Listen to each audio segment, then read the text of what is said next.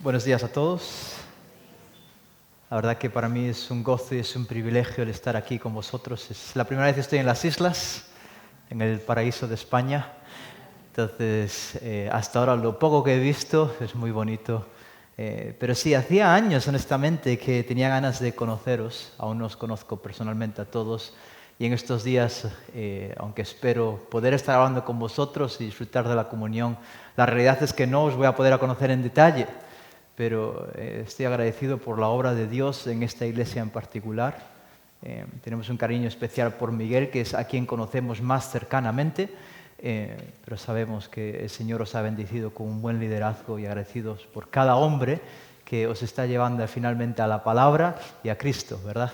Entonces, pero simplemente corregirle aquí, ya vamos a empezar corrigiendo a Miguel. Entonces, vengo no con gozo y pena, con gozo. Sí, tenemos 4 hijos, pero la verdad estoy encantado de viajar solo con mi esposa. Y quiero a mis hijos, si hace falta moriría por ellos, pero la quiero a ella mucho más. Y como les digo a ellos, con quien me casé es con vuestra madre, no con vosotros. Así que espero que os vayáis de casa. El mayor aún tiene 10 años, así que aún queda. Pero bueno, la verdad, mi deseo es que el Señor use su palabra a lo largo de estos días para al final que tengamos una visión gloriosa de quién Él es. Y por medio de los eventos están por venir. Entonces, la escatología es parte esencial de nuestra teología y parte esencial de la Escritura, y es lo que vamos a estar viendo, y debería motivarnos a muchas cosas, pero no quiero adelantarme. Entonces, si me permitís, también me gustaría orar, aunque sé que Miguel oró y su oración es válida, pero vamos también a poner este tiempo en las manos del Señor juntos.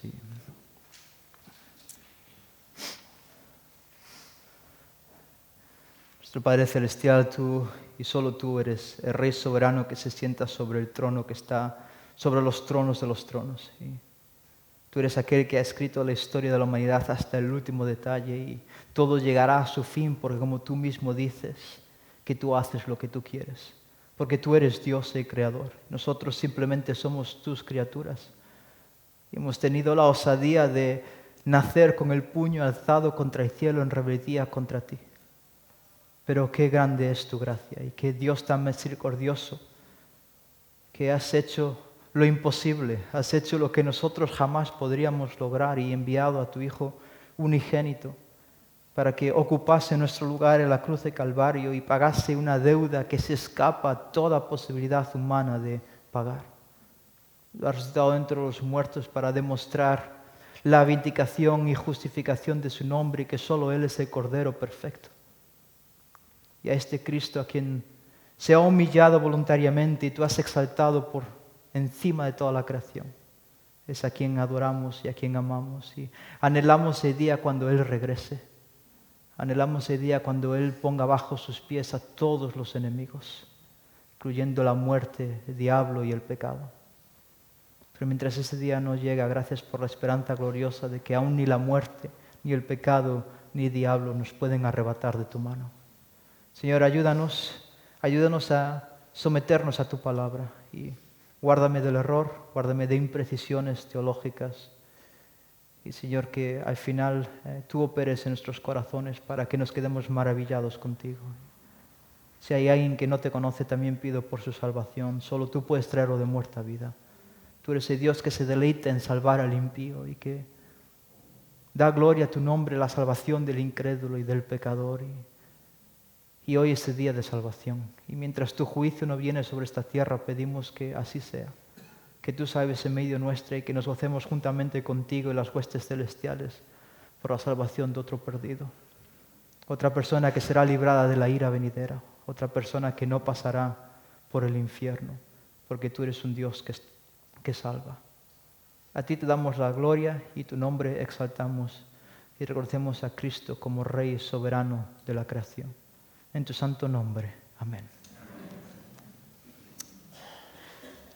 Si me permitís, voy a empezar con una cita de un teólogo estadounidense que se llama John o Juan Walworth. Y él dijo lo siguiente: la escatología es la corona de la teología sistemática. La escatología es la corona de la teología sistemática. Todo buen libro si os gusta leer, el lector espera que el libro llegue a un fin, ¿verdad? Aquel libro que no tiene una conclusión, que no presenta un final, es un libro incompleto. Y curiosamente, la escatología realmente es el capítulo final de la Escritura. Así es como Dios ha decidido terminar el libro que revela su obra y su persona. Y ha decidido y querido terminar su revelación hablando precisamente de cómo culmina y concluye la historia del hombre. Si la Biblia no dijese nada sobre la escatología, si la Biblia no hablase de los eventos por venir, sería un libro incompleto. Un libro que no tendría un final.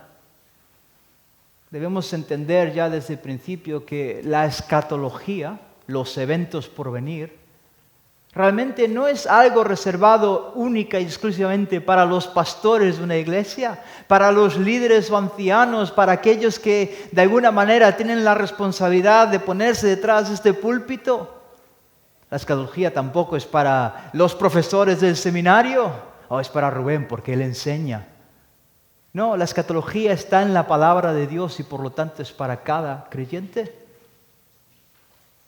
La escatología, los eventos por venir, es el pegamento que va a dar coherencia a la Escritura. Es el pegamento que va a dar coherencia a la obra de Cristo.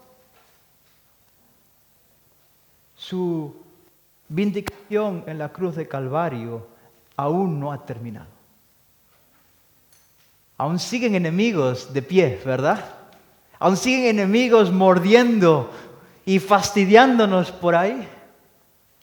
Y es precisamente lo que la escatología va a demostrar, que Cristo ha vencido. Si ignoramos este tema, nos estamos quedando sin el final del libro. Nos estamos quedando sin darle sentido pleno a la revelación de Dios. Sin embargo, si somos honestos, en la actualidad, tristemente, la gran mayoría de los creyentes consideran que la escatología, aquella área de la teología que el teólogo que mencionaba al principio hablaba como la joya o la corona de toda la teología sistemática, nosotros la tratamos como la oveja negra de la familia. Todos estaríamos de acuerdo en que claramente es un tema bíblico. Solo hay que leer el libro de Apocalipsis, ¿verdad? Pero aún así lo tratamos como si no hubiese sido escrito para el creyente. No lo decimos con estas palabras, sabemos muy bien qué lenguaje usar, pero decimos cosas de tipo, bueno, hermano o hermana, nuestras diferencias escatológicas son secundarias. ¿Habéis escuchado esa frase? ¿La habéis usado alguna vez? La teología que nos une es más que la que nos separa. Y el problema de este tipo de declaración es que demuestran que con tal de preservar la unidad, preferimos ignorar las diferencias teológicas que tenemos. Y eso le llamamos ser piadoso. Y lo revestimos de este aura de piedad. Pero honestamente no es nada más que pragmatismo puro y duro. La unidad no se preserva callando nuestras diferencias. La unidad no se preserva no hablando de aquello que nos separa. La unidad en la Escritura siempre se presenta como los creyentes pensando con una única mente todo aquello lo que la Biblia enseña. Tenemos que pensar de la misma manera, no en los coches que nos gustan o en la comida que disfrutamos, en los hobbies que tenemos, pero sí en todo lo que la palabra enseña. Y esto lo que viene a significar es que si tú y yo no estamos de acuerdo en algo, y así va a ser, porque somos seres humanos, no somos infalibles. Pero si estamos en desacuerdo, debemos sentarnos con humildad ante la palabra de Dios y hablar de nuestras diferencias. Y vamos a descubrir que o yo estoy equivocado, o tú estás equivocado, o los dos estamos equivocados. Pero es imposible que tengamos sistemas teológicos contradictorios y los dos estemos en lo cierto. Si ignoramos la escatología que supuestamente, y es lo que decimos, realmente divide la iglesia evangélica en España, nos guste o no, tenemos que ser honestos con nuestras palabras, estamos redefiniendo el concepto de unidad bíblica. Y en este caso estamos convirtiendo a la tolerancia como la esencia de la unidad, en vez de la precisión teológica y doctrinal. Estamos haciendo exactamente lo mismo que está haciendo el mundo sin Cristo, donde en base al relativismo y a la tolerancia, de alguna manera buscan una unidad que ellos no pueden fabricar. Y sí, es el mundo, pero nosotros nos acercamos a la escatología con la misma mente. En definitiva, la confusión que existe en torno a este tema y el daño que ha causado no es excusa para que cada uno de vosotros, incluyéndome a mí, no lo estudiemos. Pero está en la palabra de Dios y por lo tanto es necesario para nuestra vida.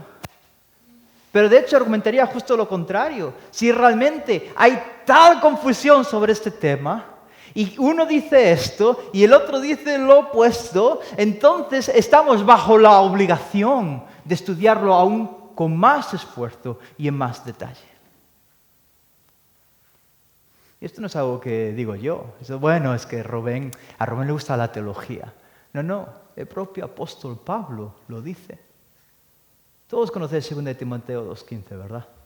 Entonces, ¿qué dice? Procura con diligencia presentarte ante Dios aprobado como obrero que no tiene que avergonzarse, que maneja o traza con precisión la palabra de verdad. ¡Qué buen versículo! Y seguro que se ha citado a menudo desde aquí. Lo interesante de este versículo es su contexto. Porque si siguiésemos leyendo este pasaje, observaríamos que la razón por la que Pablo ordena a Timoteo que se presente como obrero sin que avergonzarse, que maneja con precisión la palabra de verdad, es porque había 2 hombres, Himeneo y Fileto, que estaban enseñando una escatología errada. ¿Os habéis dado cuenta de eso? Estos hombres decían que la resurrección ya tuvo lugar. Y eso no es otra cosa que escatología pura y dura. Y Pablo no respondió a Timoteo y le dijo, bueno, mira, Timoteo, esto es un tema difícil. Se están diciendo tantas burradas por ahí, se están diciendo tantas cosas, y es mejor evitarlo. Porque si te pones a pelear con Himeneo y Fileto, al final el daño que se va a causar va a dividir a la iglesia, te vas a posicionar aún más en algo que ellos están justo diciendo lo opuesto. No, mira, piensa en la verdad que te une con estos hermanos. Sino que Pablo ordena a Timoteo a hacer justo lo opuesto. Debido a que hay 2 hombres enseñando algo escatológico que no es verdad, enseñando que la resurrección ya tuvo lugar, entonces tú, Timoteo, asegúrate en detalle que sabes lo que la Biblia dice sobre la resurrección de entre los muertos, lo que la Biblia dice sobre la escatología, y enseña eso. Es precisamente lo que está diciendo en ese pasaje. Este mandato de Pablo también tiene implicaciones para nosotros. Y si nosotros somos creyentes, también somos llamados a manejar con precisión la palabra de verdad. Y eso lo único que significa es que en este tema en particular también estamos bajo la obligación de profundizar en la escatología. También tenemos que responder a los Himeneos y Filetos. Y honestamente es una tarea ardua. Es difícil porque se ha dicho mucho a lo largo de la historia de la iglesia. Es complejo, pero realmente si queremos trazar con meticulosidad, ser meticulosos en el estudio de la palabra, debemos profundizar en este tema. Y debido a que la escatología va a requerir de nuestro esfuerzo, lo va a hacer. No es fácil. Antes de empezar con Apocalipsis, me gustaría simplemente daros brevemente tres beneficios del estudio de la escatología. 3 beneficios por los que debemos estudiar este tema. Y el primero es que El estudio de la escatología va a agrandar nuestra visión de quién es Dios. Y honestamente, no hay nada más práctico que el conocimiento de Dios. Lo que va a transformar tu vida no son mandatos para obedecer, que tenemos que hacerlo. Es quién es Dios. Lo que te va a sostener en medio de la prueba no es que venga un hermano y te diga, gózate, que tienes que hacerlo. Es que venga alguien y te levante la cara y te mire, te apunte al cielo y te diga, Dios es así. Es el conocimiento de Dios. En Isaías 46 Dios declara que no existe otro como Él. Y estamos de acuerdo, no hay nadie más como Dios, si no, no estaríais aquí, ¿verdad? Lo interesante es la razón que Dios mismo da de sí mismo por la que no hay nadie como Él. Y os lo leo, dice Isaías 46, versículos 9 al 10, dice lo siguiente, hablando por boca del profeta Isaías, dice, acordaos de las cosas anteriores ya pasadas, porque yo soy Dios y no hay otro. Yo soy Dios y no hay ninguno como yo, dice Dios. Nadie es como yo. Y ahora esta es la razón. ¿Por qué? Porque yo declaro el fin desde el principio y desde la antigüedad lo que no ha sido hecho. ¿Qué es eso? Esa es la definición bíblica de qué es la escatología. El fin. Dios es Dios porque era escrito la escatología. Y va a suceder tal cual Él ha dicho. Y el pasaje concluye diciendo, yo, habla Dios, digo, mi propósito será establecido. Y todo, no el 90%, no el 80%, todo lo que quiero realizaré. Todo. ¿Por qué no hay otro mayor que Dios? Porque Él ha escrito el final de la historia. Y no solo es que haya planeado cómo termina la cosa y decir, bueno, a ver cómo va el tema, a ver qué puedo hacer, mire, la oveja se me va por ahí, le voy a empujar un poco, a ver qué hago con esta. No. Dios opera toda la historia para que todas nuestras decisiones, cada evento que sucede en la creación, concurra con lo que Él ha planeado. Suceda tal cual Él ha escrito y determinado. Solo existirá el final que Dios ha dicho que será. ¿Por qué? Porque todo lo que yo quiera, eso realizaré.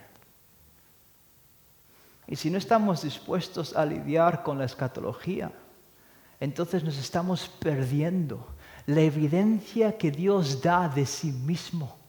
La prueba que Él nos da para decir, yo soy Dios y nadie más.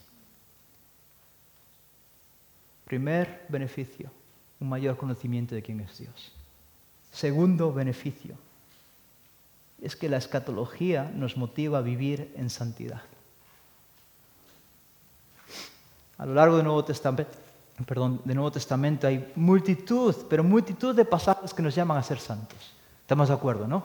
Multitud de versículos, hacer esto o aquello, caminar de esta manera o aquella, mortificar este pecado, vivir de esta manera, revestidos de esto, aquello, etcétera. Pero de lo que a veces no somos conscientes es que en multitud de ocasiones esos versículos se presentan en el contexto de la escatología. Y os doy solo un ejemplo por falta de tiempo, pero solo un ejemplo, me parece muy interesante. Colosenses 3, versículo 5. Todos entendemos que en este pasaje claramente es un pasaje que nos llama a la santificación. Fijaos que dice Pablo.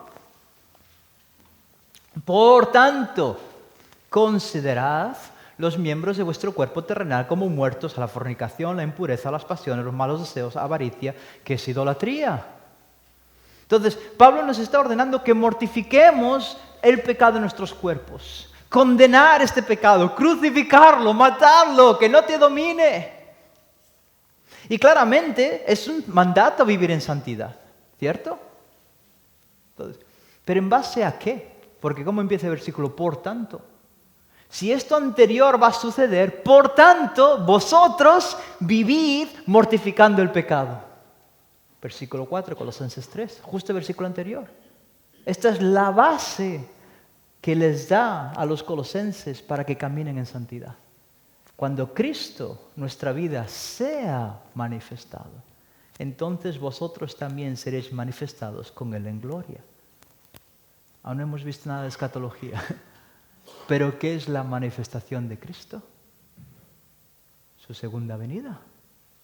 Está diciendo que a la luz de que Él volverá para destruir al pecado y a todos sus enemigos, a la luz de que cuando nosotros lo veamos cara a cara seremos transformados plenamente a su imagen y semejanza, ya no será algo gradual. A la luz de esa visión gloriosa en su segunda venida, en la manifestación de su gloria, entonces ahora vosotros vivid matando el pecado.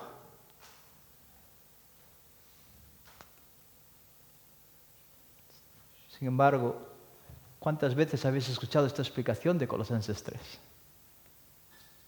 Y de tantos otros pasajes que ojalá tuviésemos tiempo que os pudiese mostrar cómo se presentan a la luz de la escatología. El Nuevo Testamento no separa el crecimiento espiritual del creyente de los eventos del porvenir. De tal modo que si ignoramos la escatología, no vamos a disponer de una de las motivaciones más importantes que nos da la palabra para vivir en santidad. Entonces necesitamos la escatología porque revela a un Dios mucho más grande de lo que pensamos. Necesitamos la escatología porque nos ayuda a crecer en santidad. Y el último beneficio que quiero compartir con vosotros es que la escatología nos da esperanza. Todos sabemos de primera mano qué es nacer, qué es vivir y qué va a ser morir en un mundo afectado por el pecado. Obviamente no habéis y no hemos vivido la muerte, pero estoy seguro que habéis experimentado la muerte de un ser querido. Sabéis el daño y el dolor que causa la paga del pecado. Todos sufrimos también enfermedad, debilidad. Nuestro cuerpo solo hay que verse cada mañana al espejo y cada vez te ves más viejo. Alguno piensa que no, pero sí, cada vez te ves más viejo. Solo tengo que ver las fotos de hace 20 años y pienso, pero ¿cómo es que yo tenía tanto pelo antes? ¿Dónde se ha ido ese pelo? Entonces, pero envejecemos, todos sufrimos dolor, angustia, todos hemos pasado por estrés, tristeza. Y a no ser que Cristo venga antes, todos vamos a pasar por la muerte. Nuestro último gran paso de fe. No solo eso, sino que luchamos contra el sistema de este mundo que aborrece a Cristo y el Evangelio. Luchamos contra el pecado, las consecuencias del pecado, cómo otros pecan contra nosotros y eso nos causa dolor. Pero también el pecado en nuestras propias vidas, este dichoso cuerpo de muerte que sigue queriendo obedecer a sus concupiscencias. Pero si aprendemos algo de la escatología, es que el final no es deprimente. Es que el pecado no tendrá la última palabra. Cristo ha vencido. Él ha conquistado a nuestros peores enemigos. Él ha derrotado al diablo mismo, a la muerte y al pecado. Su victoria permanecerá y prevalecerá para el resto de la eternidad. Y esta es la esperanza que tenemos como creyentes. Fijaos, Tesalonicenses, 1 Tesalonicenses 4:13 dice lo siguiente. Pero no queremos, hermanos, que ignoréis acerca de los que duermen, o sea, aquellos creyentes que habían fallecido, para que no os entristezcáis como lo hacen los demás que no tienen esperanza. O sea, el creyente se entristece, pasamos por dolor y tristeza, pero no lo hacemos como aquellos que no tienen esperanza. Porque es que no nos entristecemos cuando experimentamos la muerte de un hermano o hermana. Y cuando digo entristecemos, en el sentido de hacerlo sin esperanza. Bueno, porque es que no vivimos desesperanzados a pesar del dolor que trae el fallecimiento de un ser querido. ¿Por qué? Versículo 14. Porque si creemos que Jesús murió y resucitó, así también Dios traerá con Él a los que durmieron en Jesús. Curioso, ¿verdad? Porque nuestra esperanza es otro evento por venir. Otro evento escatológico, que es la resurrección de los muertos. Volverás a abrazar a ese ser querido. No va a ser un espíritu flotando en las nubes, sino que podremos ir a los nuevos cielos y nueva tierra y decirle, vamos a dar un paseo. Y vamos a ir a la nueva Jerusalén celestial y vamos a ver a Dios vivo y quedarnos maravillados con su gloria. Mientras disfrutas de esa preciosa creación que veremos el domingo, que Dios va a preparar para nosotros. La escatología consuela nuestros corazones cuando tenemos que encarar al enemigo feroz de la muerte. Por eso Pablo va a terminar esta sección de 1 Tesalonicenses 4 diciendo lo siguiente: por tanto, confortaos unos a otros con estas palabras. Es decir, animaos y consolaos. ¿Con qué? Con la escatología. En resumen, debemos huir de la falsa idea de que este tema no es para nosotros, de que es muy complejo, de que no tiene utilidad en la vida espiritual, que es algo para que hablen los expertos y los académicos. Ya solo los 3 ejemplos que os di demuestran lo práctico que es la escatología. Gracias a ella vas a poder conocer a un Dios grande y soberano, cuyos brazos todopoderosos van a ser tu refugio en las embestidas del dolor. La escatología también nos va a motivar a seguir perseverando, creciendo en santidad. Al fin y al cabo, si nuestra ciudadanía está en los cielos, y es algo que esperamos, tengo que vivir conforme a mi pasaporte celestial, mientras peregrino por esta tierra. Y por último, este tema nos da esperanza y gozo frente al peor enemigo que podamos encarar ahora mismo, que es la muerte. Es por eso mismo que vamos a estudiar la escatología durante estos días. Y para ello lo que vamos a hacer es que vamos a estudiar el libro de Apocalipsis de manera panorámica. Imposible ver todos los detalles en un día y medio. Entonces, pero de manera panorámica, y vas a hacerlo con un propósito doble. Si la escatología realmente tiene todos estos beneficios, entonces tengo que entenderla adecuadamente. ¿Eso qué significa? Tengo que conocer el orden cronológico de los eventos. Entonces es importante que lidiemos con estas cuestiones. Pero el segundo propósito, y el que espero lograr, es mostraros que la escatología es esencial. Una perspectiva adecuada de los últimos tiempos va a revelar a Cristo glorificado. Va a presentarlo como el supremo. Y nos va a motivar ahora a vivir y perseverar para Él en el presente. Tiene una implicación directa a lo que vas a hacer hoy, aún mañana, si vivimos, si Dios quiere. Así que vamos a estudiar escatología no para defender un sistema escatológico, sino para ver a Jesús y para verlo en toda su gloria. Como veremos, el libro de Apocalipsis es prueba de ello, es la revelación de Cristo exaltado. Y a grandes rasgos este libro se divide en 3 secciones generales y es el orden que vamos a seguir. Y cada una de ellas presenta a Jesús como victorioso, como el vencedor, el conquistador. Apocalipsis capítulos 1 al 3 describe a Cristo como el juez de la iglesia. Apocalipsis 4 al 19 va a presentarle como el juez del mundo. Y después esta tarde en Apocalipsis 20 lo veremos como el juez del pecado. Y mañana, Dios mediante, en Apocalipsis 21 al 22 y en concreto en Apocalipsis 22 del 1 al 5, veremos que Él es la esperanza del cielo. Cristo es el juez de la iglesia, juez del pecado o juez del mundo del pecado y la esperanza del cielo. Es lo que vamos a ver.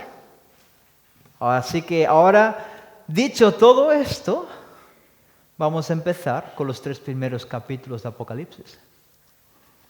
Y para que os sea más fácil seguirlo, vamos a dividirlos en dos. Y vamos a estudiar Apocalipsis del 1 al 3, haciéndonos esta pregunta.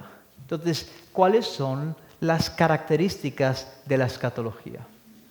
Y veremos que Apocalipsis 1 va a decir que la escatología es acerca de Cristo. Y Apocalipsis 2 al 3 es que la escatología es para la iglesia. Y eso os incluye a vosotros, si sois creyentes. Entonces la escatología es acerca de Cristo y la escatología es para la iglesia. Así que veamos la primera característica y es, como acabo de mencionar, que la escatología es acerca de Cristo. ¿Por qué digo tal cosa? Apocalipsis 1:1. La revelación de Jesucristo. Ya está. Más claro agua. La revelación de Jesucristo. ¿De qué trata el libro de Apocalipsis? De Jesucristo. Es su revelación. Es la manifestación plena de quién Él es. Hasta este momento, cuando Juan escribió el libro de Apocalipsis, la concepción que tenía la iglesia de Cristo estaba velada. Pero Apocalipsis va a sacar a la luz su verdadera identidad. No os olvidéis, a veces nos olvidamos estas cosas, pero no os olvidéis de que en la encarnación, cuando el Verbo se hizo carne, la segunda persona trinitaria reviste de humanidad su deidad. Hasta tal punto que veló su identidad divina. Y la gente no tenía ni idea de que Jesús era el Hijo de Dios. Y cuando por fin alguien reconoce, tú eres el Cristo, el Hijo de Dios, Jesús no le dice, qué listo eres que te has dado cuenta de toda la evidencia, sino que le dice, bendito eres tú, oh Simón, porque esto no ha venido de ti, sino que te lo ha dado ¿quién? Mi Padre. Jesús no flotaba en su primera venida. A veces pensamos que iba por la calle y como que caminaba a 5 centímetros del suelo. O que brillaba por las noches, o que tenía 2 alitas en la espalda, o un halo brillante en su cabeza. No, Él, sí, Dios, pero fue un hombre como nosotros. Vino con un cuerpo semejante a nuestro, sin pecado, sin naturaleza pecaminosa, pero Pablo lo describe con un cuerpo de semejanza de carne de pecado. ¿Qué significa eso? Un cuerpo que podía morir. Un cuerpo que envejecía, un cuerpo que experimentó hambre, sed, que experimentó angustia profunda, dolor. Es verdad que Jesucristo murió y resucitó entre los muertos. Pero cuando se aparece a sus discípulos tras la resurrección, aún en ese punto no había sido exaltado todavía. Y la imagen que tenía la iglesia primitiva de Cristo, de estos primeros cristianos, fue la de un bebé. La de un bebé, sí, puro y santo porque era Dios hecho carne, pero de un bebé que nació de una virgen, que vino a servir en obediencia al Padre, que solo habló las palabras del Padre, solo hizo las obras del Padre, que sufrió y murió en la cruz de Calvario. Y gloria a Dios por ello, ¿verdad? Estas verdades, su humillación, su muerte y resurrección son necesarias, pero presentan una perspectiva incompleta de quién es Jesús. Jesús ya no es ese bebé. A Jesús nadie le volverá a bofetear.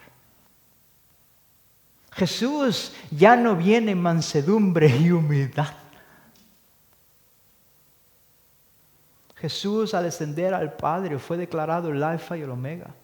Recibió un nombre que es sobre todo nombre y tiene un título grabado en su muslo, un tatuaje hecho por Dios Padre en toda su pierna que dice Rey de Reyes y Señor de Señores. Y cuando Él venga y aplaste a sus enemigos, la sangre llegará hasta 320 kilómetros de extensión y 1 metro de altura. Y sus ropas blancas estarán manchadas de sangre y no es la suya, es la de sus enemigos. Dios Padre lo ha sentado en el lugar de máximo honor y autoridad. Cristo en este instante, existe en gloria infinita. Y el objetivo del libro de Apocalipsis es sacar a la luz este aspecto glorioso de su identidad.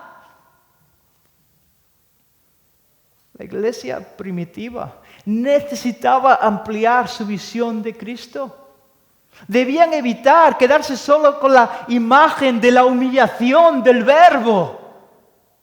Esa es una perspectiva incompleta. Este Verbo que se hizo carne, que no consideró de ser igual a Dios como algo que aferrarse, y se hizo obediente después de haberse hecho siervo y hombre hasta la muerte y muerte de cruz. Ese mismo Verbo al cual el Padre exponencial y de manera proporcional lo ascendió por encima de todo. ¿Por qué necesitaba la iglesia en el primer siglo tener esta perspectiva de Cristo? Bueno, la respuesta nos la va a dar el contexto histórico del libro. En la época cuando Apocalipsis fue escrito, la iglesia se encontraba por primera vez en toda su breve historia ante un futuro incierto. Ya no quedaban más apóstoles. El liderazgo de la iglesia había desaparecido, solo quedaba uno. Y este uno que quedaba ya era un anciano de días, un mayorcito, un viejecito. El apóstol Juan, que es quien escribe el Apocalipsis, estaba en cerca de los 90 años. No puedo saberlo con exactitud. Pero ya no le quedaba mucho tiempo. No solo eso, sino que aún por encima estaba exiliado en la isla de Patmos.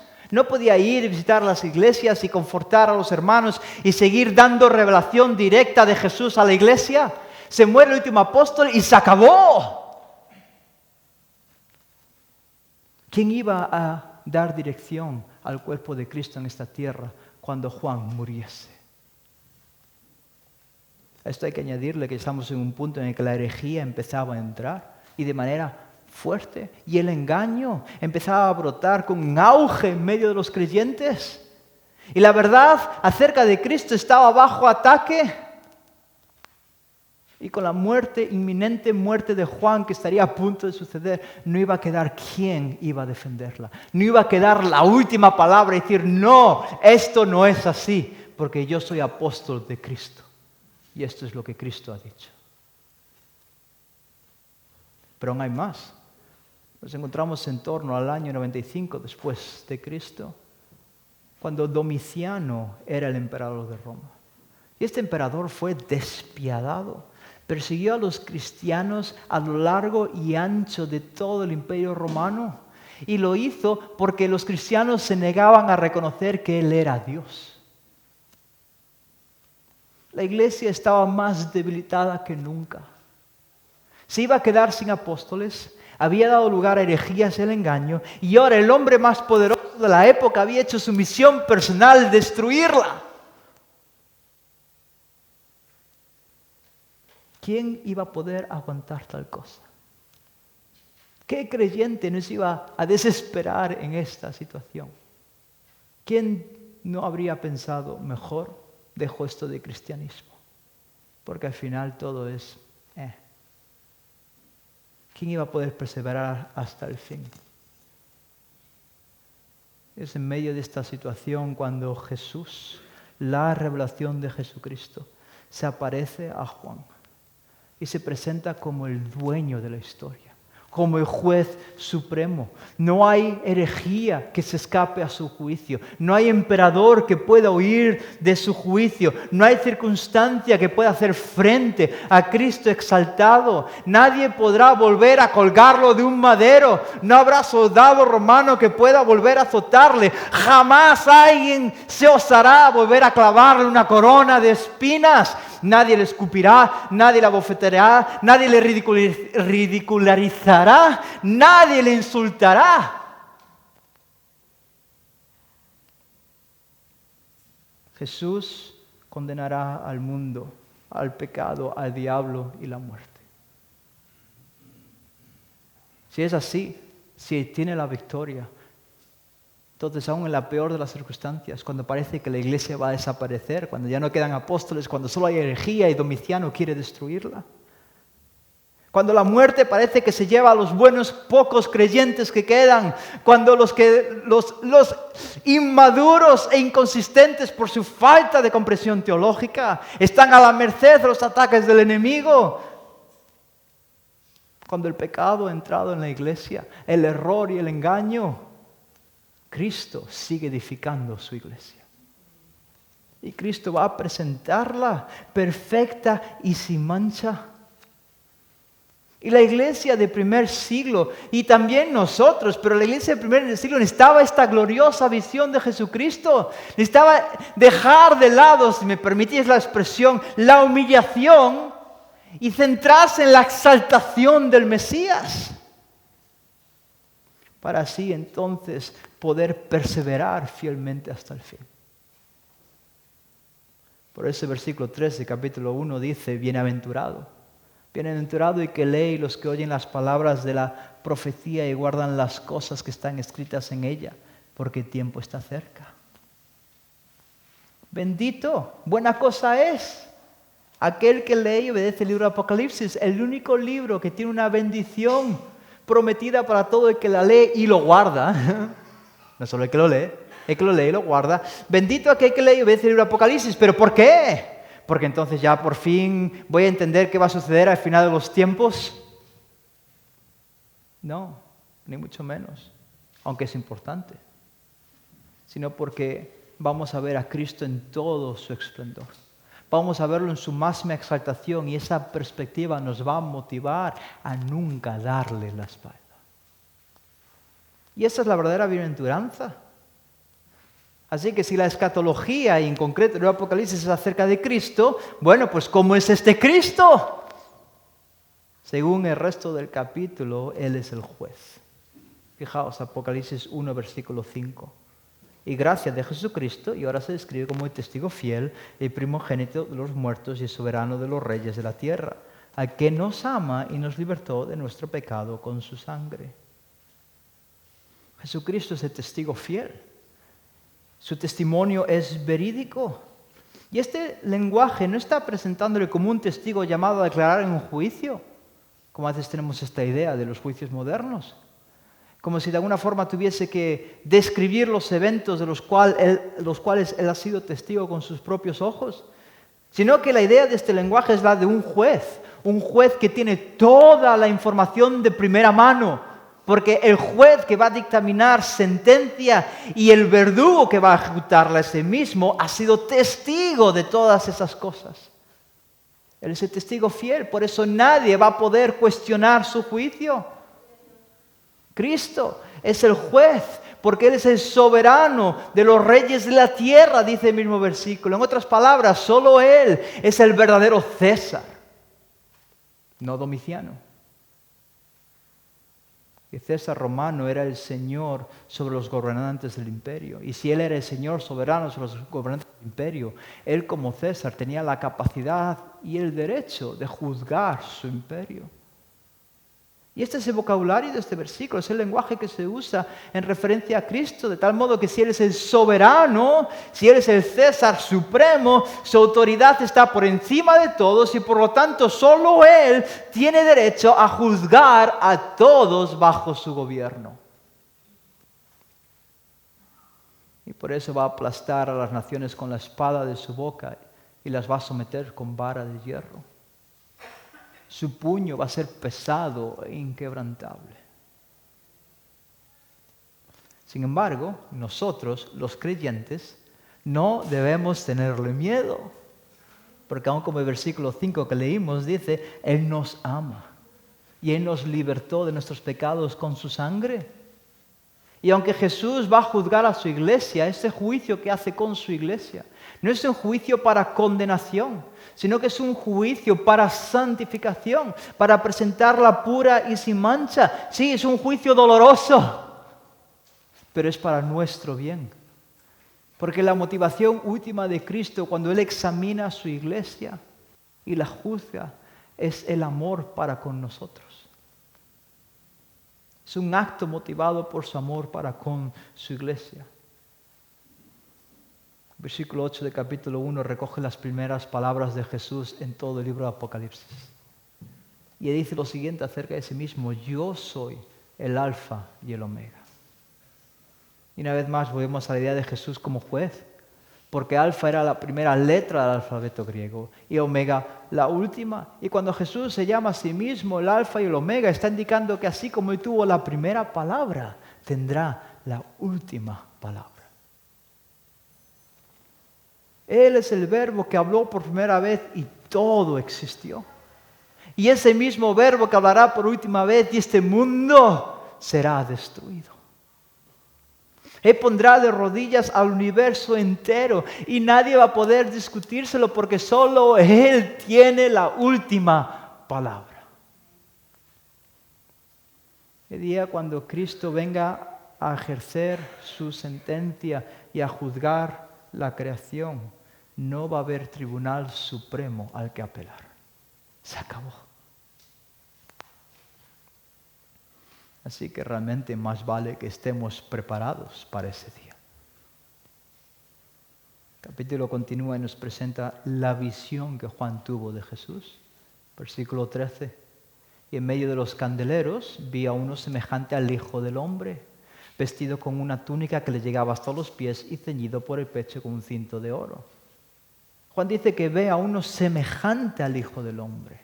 Ve a uno que se parecía a Jesús. Él reconoce hasta cierto punto: esto que estoy viendo se parece a Jesús, pero por otro lado no estoy seguro si era Él, porque nunca hasta ahora lo había visto en su exaltación como juez supremo. Este Cristo estaba vestido con una túnica que le llegaba hasta los pies y ceñido por el pecho con un cinto de oro. Y esta vestimenta es prácticamente la misma que usaba el sumo sacerdote en el Antiguo Testamento cuando se sentaba para juzgar los asuntos de la nación de Israel. Y la visión de Juan sigue en el versículo 14, dice: su cabeza y sus cabellos eran blancos como la blanca lana, como la nieve, sus ojos eran como llama de fuego. A él no se le escapa nada. Y su juicio nadie puede esconderse de su juicio, porque sus ojos eran como llama de fuego. Su mirada penetrante lo ve todo y a todos. Y es por eso que su juicio va a ser perfecto. De ahí que el versículo 15 diga que sus pies semejantes al bronce bruñido, cuando se le han hecho refulgir en el horno, y su voz como el ruido de muchas aguas. Sus pies son el fuego consumidor que aplastará a sus enemigos. Y su voz es como el ruido de las muchas aguas. ¿Acaso existe persona capaz de hacer callar al mar en la peor de las tormentas? ¿Acaso existe ser humano que pueda apagar el furor y el ruido de las olas enfurecidas? No, ¿verdad? De la misma manera, ninguna criatura podrá hacer que Jesús cierre su boca. Nadie va a poder taparle la boca. Cuando Él declare juicio, será tal y como Él ha declarado. Su palabra, según el versículo 16, será para condenación y destrucción cuando Él hable, porque de su boca salía una aguda espada de dos filos. Cuando Jesús juzgue, su sentencia terminará con la vida de multitudes. Y este Cristo es aterrador y temible. Hasta tal punto que cuando Juan lo ve en el versículo 17, el discípulo amado, aquel que se recostó en su pecho, que tenía esa intimidad y amistad especial con el Cristo humillado, ahora lo ve en toda su gloria y cae como muerto. Se desmayó. Se desmayó literalmente.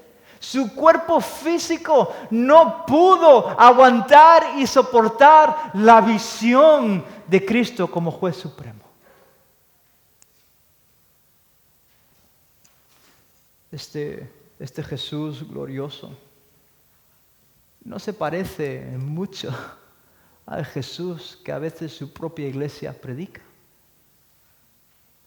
Hay un autor, se llama David Wells, y su libro está en español, un buen libro, Dios en el torbellino. Él hace una observación muy interesante y él defiende después de un estudio que ha hecho, defiende que el cristianismo ha convertido el evangelio en un mensaje terapéutico y la escatología en simplemente un medio para una reforma social. De manera que la Iglesia de Cristo, él argumenta, ha hecho de su Rey y Señor un bonachón, cuyo único rol es escucharnos cuando nos dolemos, hacernos sentir bien. Es nuestro terapeuta personal. Él ha convertido, dice este autor, son sus palabras, no las mías, él ha convertido su muerte y resurrección en un medio, no para salvar a pecadores y llevarnos a su presencia, sino para transformar el mundo, para hacer un impacto en la sociedad, para cambiar la política del país y para que por fin podamos vivir en una sociedad donde tengamos estabilidad emocional y mental. Y por eso la Iglesia ha reducido a Jesús al concepto de un amigo que nos entiende. Y no lo niego. Por supuesto que Jesús nos ama. Por supuesto que Él es nuestro amigo. Increíble que podamos decir que el Creador de los cielos es nuestro amigo. Y vaya si no nos ama sacrificadamente, que ha dado su vida por su Iglesia. Sí, sí. Pero no nos quedemos con esa parte de la historia. Apocalipsis presenta un Cristo que nada tiene que ver con esa visión de un Cristo diseñado por el hombre para el hombre. Jesús resopla fuego por su boca, exhala humo por su nariz. Él es el juez temible que cuando aplasta a sus enemigos la devastación será inconcebible. No nos quedemos a medias. Elvis Carballosa, todos habéis escuchado hablar de este hombre, doctor Carballosa, dijo lo siguiente al respecto: hay un contraste muy destacado entre el Cristo que aparece en los Evangelios y el que aparece en Apocalipsis. El Cristo de los Evangelios se manifiesta en ternura y amor. En Apocalipsis, por el contrario, aparece en poder y juicio. Él es el anciano de días, se revela como el sol cuando brilla con toda su fuerza y aparece como el guerrero divino, el vencedor, el deslumbrante, el rey de reyes y señor de señores. Si Jesús es así y su regreso va a ser así, lo último que quieres es enfrentarlo como juez. Por tanto, asegúrate de que le conoces y de que Él te conoce a ti. Asegúrate de que has recibido la vida eterna y de que tu fe es genuina, no como la de los demonios. Es una fe caracterizada por la obediencia y el amor. Estoy seguro de que algunos de vosotros me estáis escuchando hablar y cuando digo asegúrate de que eres salvo, inmediatamente desconectáis y decís: no, por supuesto que soy salvo, llevo 40 años en la iglesia, jamás me plantearía tal cosa. Y aunque mi intención no es generar dudas aquí y que todos salgáis de esta iglesia pensando: ¿seré salvo o no seré salvo? No. Pero por muy seguros que estemos de nuestra salvación, tenemos que examinarnos que hemos sido salvados continuamente, porque el propio apóstol Pablo escribe a toda una iglesia a Corinto llena de creyentes, termina su segunda epístola diciendo: examinaos que estáis en la fe.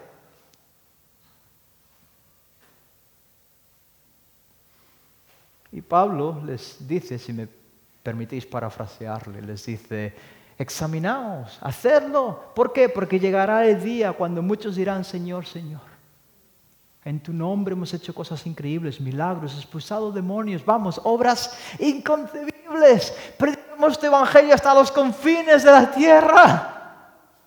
Sin embargo, Jesús le respondió: apartaos de mí, hacedores de maldad. Nunca os conocí. Esto va a suceder a muchos. Jesús mismo lo dijo de su boca en Mateo 7.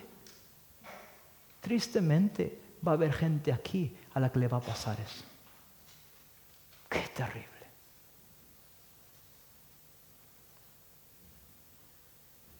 La pregunta es obvia. Si esto es un peligro, ¿cómo puedo asegurarme yo de que a mí no me va a pasar? ¿Cómo puedo vivir seguro de que yo voy a escuchar la voz de mi Señor y escuchar las palabras, bien hecho, buen siervo y fiel, entra en el gozo de tu Señor? El libro de Apocalipsis responde. Y el libro de Apocalipsis va a enseñar que esta seguridad de salvación solo está reservada para los que perseveran hasta el fin. En otras palabras, los únicos que pueden estar seguros de haber sido salvados no son quienes han orado diciendo, Señor, sálvame, sino que son aquellos quienes tras profesar a Jesús, confiar en su muerte y resurrección para el perdón de sus pecados, no se apartan del camino. No dejan su iglesia, no viven en continua desobediencia a Él. Todos los demás, aunque digan ser cristianos, van a ser juzgados por Cristo. Lo que nos lleva a la segunda característica de la escatología. La escatología es para la iglesia, la escatología es acerca de Cristo, la escatología es para la iglesia. ¿Por qué afirmo que la escatología es para el creyente? Bueno, fijaos en el versículo 11 del capítulo 1, que decía, escribe en un libro, es decir, esto es lo que dice la voz, Juan, escribe en un libro lo que ves y envíalo ¿a quién? A las 7 iglesias. A Éfeso, Esmirna, Pérgamo, Tiatira, Sardis, Filadelfia y Laodicea. Y es precisamente lo que tenemos en nuestra Biblia, el libro de Apocalipsis. Ese es el libro que él ve y envía. Jesús se aparece a Juan y le dice, lo que vas a ver, la visión que vas a tener, es para que se la envíes a las iglesias que estaban en lo que hoy es Turquía moderna. ¿Qué más necesitamos para saber que la escatología es para la iglesia? Sí, la propia razón por la que este libro ha sido escrito, el propósito es para comunicárselo a la iglesia.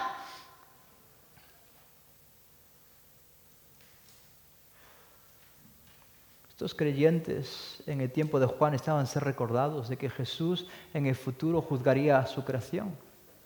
Y eso significa que si Jesús es el juez que va a venir y condenar el pecado, la muerte y el diablo, entonces los creyentes ahora deben perseverar fieles para asegurarse que van a escapar de ese juicio.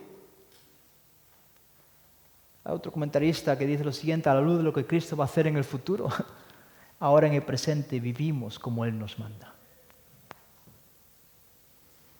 Por lo tanto, la pregunta que todos nos debemos hacer como iglesia de Cristo, todos los que profesamos ser creyentes, es ¿qué garantías tengo yo de que Él no me va a juzgar a mí? Y los capítulos 2 y 3 de Apocalipsis responden a esta pregunta y la respuesta que nos dan es sencilla. Básicamente, solo los vencedores serán librados de juicio divino. Solo ellos.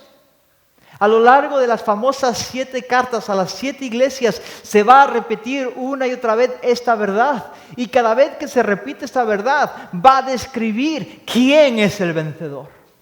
Y solo aquella persona en la cual se dan estas características puede tener esa seguridad. La seguridad de que no va a recibir condenación eterna. Así que veamos entonces quiénes son los victoriosos. Y bueno, según empieza la primera a Éfeso, Apocalipsis 2 presenta una cualidad de estos victoriosos. Y empieza el pasaje diciendo, escribe al ángel de la iglesia en Éfeso. Y claro, esto es una perspectiva panorámica de Apocalipsis, como estáis dando cuenta. Y obviamente no nos podemos parar en todos los versículos, pero sí, hay que pararse en esos temas debatidos porque es lo que os pica la curiosidad, ¿cierto? Si no, no estabais aquí. Entonces, ¿quién es el ángel? ¿A qué se refiere con que escriba un ángel en una iglesia? ¿Tenemos ángeles que están cuidando de la iglesia? Bueno, la palabra ángel literalmente lo único que significa es mensajero, nada más. Y según el contexto vamos a saber si era un cartero, uno que llevaba un mensaje, o si era uno que traía un mensaje de Dios desde el cielo y por lo tanto era un ángel. Entonces, el contexto va a determinar si estamos hablando de hombres, mensajeros, o estamos hablando de seres espirituales o ángeles. En el caso de Apocalipsis 2 y 3, los ángeles realmente son hombres enviados para recoger el libro. Recordad, Juan estaba en el exilio, en Patmos. Juan no podía escribir ese libro y enviarlo a las iglesias. Él no podía salir en un barquito y pasear por toda la Turquía moderna y empezar a dar copias del libro de Apocalipsis. Él tuvo que llamar a hombres que viniesen a buscar las 7 copias de este libro. Pero estos hombres no solo eran mensajeros fieles, no es como el cartero hoy en día, que se supone que es de confianza, pero en la antigüedad el mensajero era un hombre de confianza y fiel. Entonces no solo eran hombres fieles que iban a asegurarse de, aunque tuviesen que pagarlo con la vida, llevar el mensaje a su destinatario, pero en este caso el texto lo describe como hombres que representaban a las iglesias. Por eso escribe al mensajero de la iglesia en Éfeso, al ángel de la iglesia en Éfeso. Y el único personaje que de alguna manera cubre estos requisitos no es nada más que los líderes de las iglesias, hombres fieles que representaban a esas congregaciones locales. Así que básicamente cuando está diciendo escribe el ángel de la iglesia en Éfeso, escribe a los líderes o al líder de la iglesia en Éfeso, porque él va a venir a por la carta, pero él representa a toda esta iglesia y le va a llevarla de vuelta y la va a leer a la iglesia. Así que, sacando eso del medio, esos son los ángeles. Ahora, ¿cuál es el mensaje que dirige a Éfeso? Apocalipsis 2, versículos 2 a 3. Yo conozco tus obras, tu fatiga y tu perseverancia y que no puedes soportar a los malos. Y has sometido a prueba a los que se dicen ser apóstoles y no lo son y los has hallado mentirosos. Tienes perseverancia y has sufrido por mi nombre y no has desmayado. Jesús les alaba por no soportar la falsa doctrina ni los falsos maestros. Éfeso era una iglesia que estaba arraigada en la verdad doctrinal, teológicamente entrenada. Era capaz de pelear para defender a la iglesia del error y del engaño. Sin embargo, tenían un problema grave, ¿verdad? Versículo 4. Tengo esto en contra ti, que has dejado tu primer amor. Aquí no está hablando del enamoramiento. Por favor, que nadie, al menos delante mía, no digáis hay que enamorarse de Jesús. Entonces, esta es una expresión que habla de sustitución. Y lo que está indicando es que esta iglesia sustituyó su primer amor por otra cosa. Perdieron de vista, dejaron de amar el primer objeto de su amor. Y en el contexto entendemos que básicamente los efesios sustituyeron el amor que tenían por la persona de Jesús por el amor acerca de la verdad de Jesús. Estos dos amores no son excluyentes. Si quieres amar a Jesús, necesitas conocer la doctrina de Jesús. Y la doctrina es buena, la teología es buena y hay que amarla. El problema es cuando la teología sustituye a la persona de Cristo. El problema es cuando lees la Biblia solo para conocer un libro. Es la Biblia para conocer a la persona de Dios y en concreto al Verbo hecho hombre. Necesitamos amar a Cristo y su verdad, pero el amor por la verdad siempre tiene que venir supeditado por el amor a Cristo. La iglesia empezó bien, empezó defendiendo la verdad, pero en el proceso se olvidaron de la persona a la cual esta verdad hacía referencia. Terrible. A la luz de esta carta, ¿quién es el vencedor? El vencedor es aquel que persevera en la sana doctrina, pero sin sustituir el amor a Cristo por el amor a la verdad. La segunda carta está dirigida a la iglesia en Esmirna. En los versículos 9 y 10 del capítulo 2, Jesús les avisa de que van a sufrir una intensa persecución breve y dura por parte de los judíos. Y lo que les ordena es que a la luz de esta realidad que van a sufrir por causa de su nombre, es que mueran si fuera necesario para defender el nombre de Jesús. Aquellos que permanecen fieles hasta el punto de perder la vida por causa del Evangelio de Cristo van a recibir la corona de vida. Es por eso que esta carta concluye en el versículo 11 diciendo que el vencedor, la última frase, no sufrirá daño de la muerte segunda. Este versículo lo que implica es que el vencedor no va a sufrir la muerte en el lago de fuego. No va a ser arrojado a la condenación eterna, pero sí va a morir. Va a experimentar muerte física porque los judíos van a venir y lo van a matar.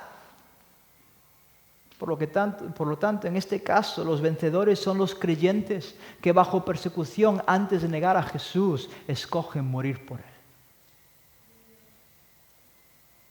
La tercera carta dirigida a la iglesia en Pérgamo. Y en esta carta Jesús los alaba por no negar su fe, pero recrimina que se sintiesen cómodos con el pecado en medio de ellos. Apocalipsis 2, versículos 14 y 15 dice lo siguiente: pero tengo unas pocas cosas contra ti, porque tienes a los que mantienen la doctrina de Balaam, que enseñaba a poner tropiezo ante los hijos de Israel, a comer cosas sacrificadas a los ídolos y a cometer actos de inmoralidad. Así tú también tienes algo de la misma manera, mantienes la doctrina de los israelitas. Creo que me estoy quedando sin pilas. Entonces, no yo, el micrófono. Pero no sabemos con certeza quiénes eran los seguidores de Balaam y Nicolaitas. Pero sí sabemos que los dos grupos estaban relacionados, por lo que es probable que los dos promoviesen el mismo tipo de pecado. Entonces, lo que sí podemos saber a la luz del Antiguo Testamento es que los seguidores de Balaam reciben ese nombre de la famosa historia de Balac y Balaam. Entonces, en Números 22 a 24, Balac fue un moabita que quería maldecir a Israel y contrata a un falso profeta, Balaam. Y dice: ven y maldice al pueblo de Dios. Y todos saben la historia, un burro habló, ¿verdad? Entonces ese burro habla e impide que Balaam vaya a maldecir al pueblo de Dios. Y entonces a partir de ese momento solo dice bendición. Pero lo que a veces se nos olvida es que Balaam era un hombre cabezón.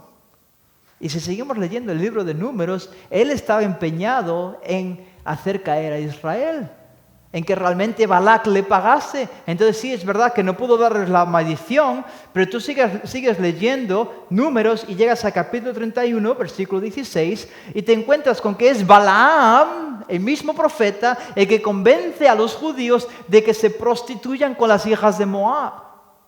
¿Y qué es lo que sucede? Dios los castiga y mata a miles por culpa de la influencia de Balaam. Pero debido a que a los seguidores de Balaam se les llama de esta manera, entonces podemos entender que era un grupo junto con los nicolaitas que incitaban, como hizo Balaam con Israel, a la adoración pagana y a la fornicación. Entonces, la iglesia en Pérgamo no hizo nada para expulsar este pecado de la congregación. Así que Cristo se lo echa en cara. Así que una vez más, a la luz de esto, ¿quién es el vencedor?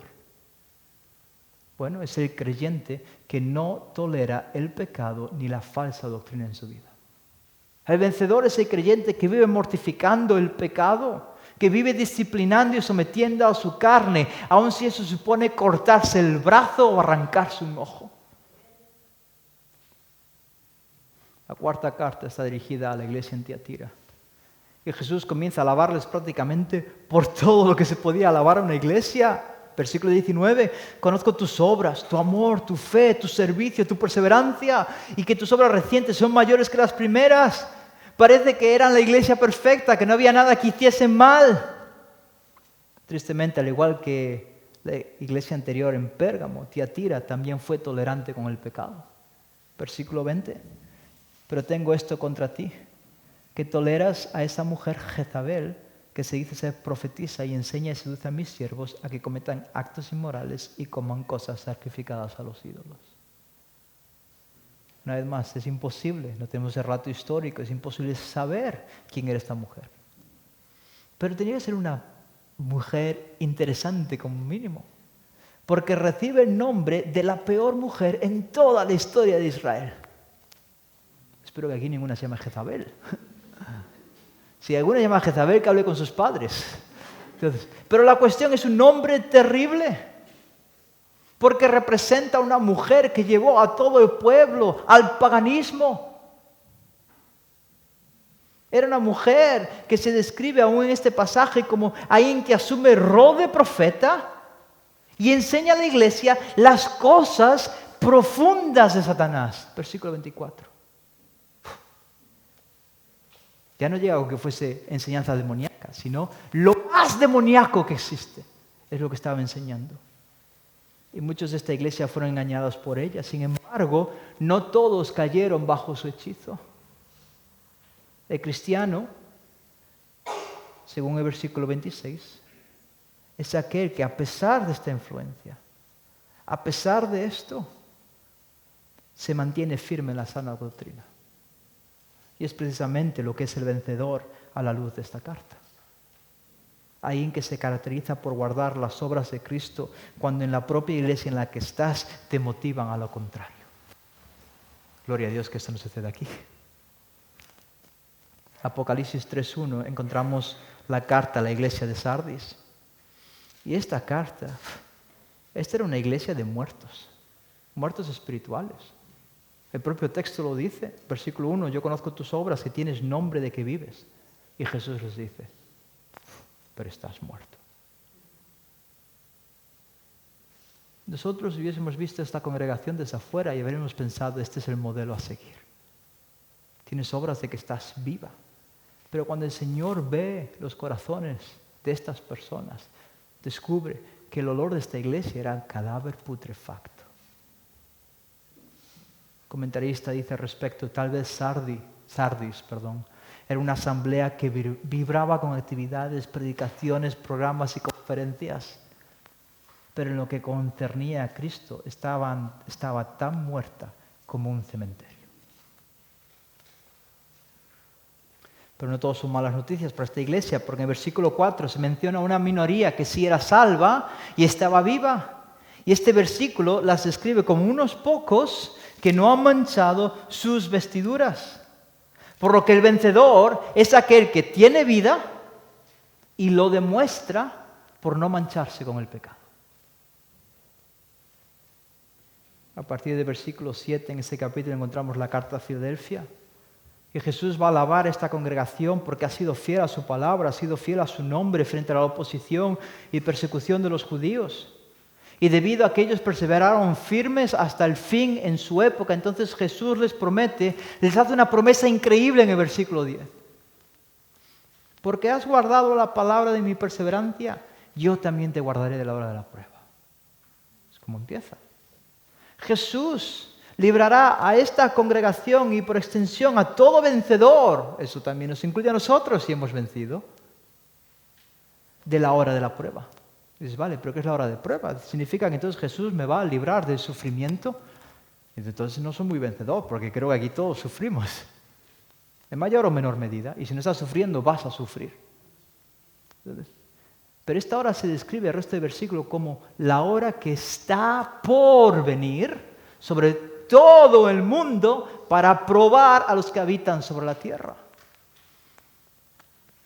Observar que esta prueba aún no había llegado, porque dice que está por venir, lo que significa que no es la persecución que estaban sufriendo a manos de los judíos. Primer detalle importante. Segundo, esta prueba no puede referirse a esa persecución de los judíos en Filadelfia, porque dice que vendrá sobre todo el mundo. Pero tercero, esta prueba no es para probar que ellos eran fieles, sino que el texto la define como para probar a todos los habitantes de la tierra. Este versículo está describiendo lo que vamos a ver después y lo que Apocalipsis va a narrar a partir de capítulo 6 y nosotros llamamos por la gran tribulación. Es un periodo de 7 años cuando todos los habitantes del planeta van a sufrir la ira divina como nunca antes en toda la historia. Este versículo no explica cómo es que los creyentes van a ser guardados de esa hora. Lo que demuestra es que los vencedores, la iglesia, no va a pasar por ella. De modo que, según esta carta, el vencedor es aquel que será guardado de la hora de la prueba, porque ha guardado la palabra de Cristo. Por último, en Apocalipsis 3, versículos 14 al 22, tenemos la carta a la Odisea. Jesús examinó a esta iglesia y literalmente descubre que no sirve para nada. Fijaos en el lenguaje de los versículos 15 y 16. Yo conozco tus obras, que ni eres frío ni caliente. Ojalá fueras frío o caliente. Así, puesto que eres tibio y no frío ni caliente, te vomitaré de mi boca. Este versículo no está hablando de la pasión por Dios de la Odisea. No está diciendo, mira, es mejor que o vivas apasionado o vivas frío por Dios. Menuda inconsistencia, ¿no? Pero como te quedes en el medio, Dios te va a escupir de su boca. No, está hablando de la geografía de esta ciudad, y esta ciudad se encontraba en una situación particular, no tenía fuentes de agua y dependía de varios acueductos, y en particular de uno que venía de unos 10 kilómetros de distancia bajo tierra, y cuando el agua fresca que salía de ese afluente llegaba a la ciudad, llegaba tibia. Pero aún puedes verlo a día de hoy, puedes ver restos de ese acueducto, en una tubería de piedra literalmente, puedes ver aún todos los restos de cal y minerales pegados dentro. Lo que hacía que el agua no solo llegase tibia, sino que aparte supiese fatal. ¿Y qué es lo que hacían los laodicenses? Cuando bebían ese agua, pues no se lo esperaban y inmediatamente ¡puf!, la escupían. Lo mismo que nos pasa a nosotros. ¿Alguna vez has abierto el grifo de tu cocina, te has llenado un vaso de agua y no te has dado cuenta que el agua estaba templada? ¿Y te la bebes? ¿Qué haces? A lo mejor yo soy el mal educado aquí. Pero yo no me la bebo. Como estoy ahí delante del fregadero, ahí la suelto y la pongo fría. O cuando bebes y justo la acaban de tratar, no sé cómo es en Canarias, sé que el agua aquí es diferente, pero al menos en la península, cuando la tratan, te viene con todos estos químicos. Y no te das cuenta y la bebes y dices, ¿qué más sabe? La escupes. Exactamente lo que está haciendo aquí. Está diciendo, no vales para nada. No eres fría para refrescarme, como uno esperaría en una tarde de verano beberse un vaso de agua fría, ni eres caliente, no vales como aguas termales que tengan un efecto medicinal. No vales para nada, por lo tanto te escupiré de mi boca. ¿Vale? Entonces, pregunta. ¿Por qué es que no valían para nada? Versículo 17. ¿Por qué esta iglesia se volvió inservible para Dios?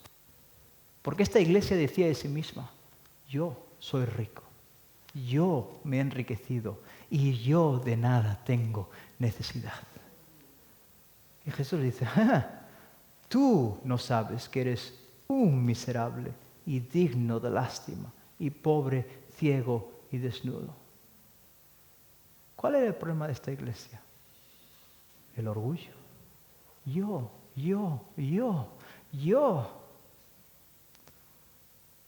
Eran inútiles para Dios porque eran orgullosos.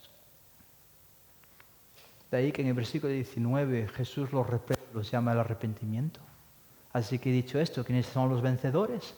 Bueno, la respuesta está en Apocalipsis 3:20. He aquí, yo estoy a la puerta y llamo. Si alguno oye mi voz y abre la puerta, entraré a él y cenaré con él y él conmigo. Es claro que este pasaje no es evangelístico, porque está escribiendo una iglesia. Jesús está dirigiéndose a una comunidad de personas formada por creyentes. Es un llamado que se usa en los evangelios también, este tipo de lenguaje de que está a la puerta para expresar la urgencia del arrepentimiento. Pero el arrepentimiento ¿de qué? De creyentes dominados por su orgullo. De tal modo que el vencedor es el creyente que cuando es confrontado con su pecado se arrepiente de inmediato. Así que resumiendo todo lo que hemos dicho muchas cosas. ¿Quién es el vencedor a la luz de Apocalipsis 2 y 3? ¿Quién se va a librar del juicio que está por venir sobre esta tierra? Bueno, el vencedor es el cristiano que se caracteriza por su amor para con Jesús y su amor para con la sana doctrina acerca de Jesús. Es un creyente comprometido con la santidad, intolerante con el pecado y que vive en obediencia a la palabra de Dios. Pero cuando peca, porque seguimos pecando, es pronto a confesar su pecado y a arrepentirse. El vencedor prefiere morir por Cristo antes que negarlo, y su fidelidad por Jesús llega hasta el punto de la muerte. Y esa fidelidad será premiada con evitar la hora de la prueba que vendrá sobre el mundo entero. Y es por esto mismo que la escatología es relevante para todos los cristianos. Porque Cristo es el juez de su iglesia, va a purificarla, va a limpiarla, va a separar la cizaña del trigo. Y solo los vencedores, sí, personas que han sido salvadas, pero demuestran esa salvación en que vencen de esta forma. Perseveran, como llama Jesús a estas iglesias a que perseveren. Solo estos individuos se van a librar del juicio que está por venir. Lo importante de todo esto es que el verdadero cristiano no solo es alguien que profesa a Cristo, sino que además persevera en Él hasta el fin. No es como empezamos el camino, es como lo terminamos. Tal y como dijo un escritor, Kevin DeYoung, y con esto ya termino. Da igual lo que profeses. Si te entregas al pecado, el cielo no es tu morada. Así que asegúrate que eres un verdadero vencedor. De lo contrario, te esperan los terrores que se van a describir en el resto del libro y que vamos a ver en la próxima sesión. Vamos a orar. Nuestro Padre Celestial, no permitas que nadie aquí, ni yo mismo, esté autoengañado. Que pensemos que somos algo que no somos. Señor, ayúdanos a examinar nuestras vidas con honestidad a la luz de tu palabra. Y sabemos que si vencemos es porque tú has vencido. No son nuestras obras, no son nuestros actos, no es nuestra perseverancia. Es la vida que tú nos has dado y por eso sabemos que perseveraremos hasta el fin si hemos sido salvados. Señor, ten piedad de nosotros y ayúdanos a ver a Cristo en toda su gloria y a vivir en santidad para Él. En tu santo nombre. Amén.